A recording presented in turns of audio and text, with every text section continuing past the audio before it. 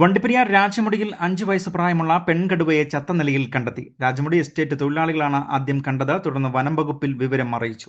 Postmortem നടപടികൾക്ക് ശേഷം മാത്രമേ കടുവ ചത്തതിന്റെ കാരണം വ്യക്തമാവുകയുള്ളൂ. റെയിൻബോ ന്യൂസ് വാർത്തകൾ നിങ്ങൾക്കായി അവതരിപ്പിക്കുന്നത്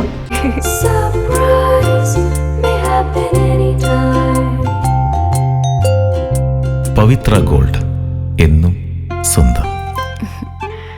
ഒരെണ്ണം കൂടി വാങ്ങായിരുന്നു.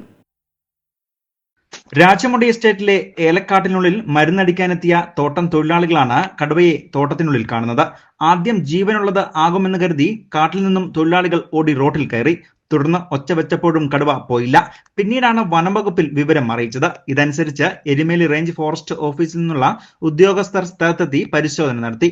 ഇതിൽ 5 വയസ്സ് പ്രായമുള്ള പെൺകടുവയാണ് ചത്തതെന്ന് തിരിച്ചറിയുകയും ഇന്നലെ രാത്രിയോടെയാണ് കടുവ ചത്തതെന്നും വനംവകുപ്പ് അധികൃതർ പറയുകയും ചെയ്തു. പിന്നീട് Kumily forest veterinary doctor Anuraj സ്ഥലത്തെത്തുകയും പരിശോധന നടത്തുകയും ചെയ്തു.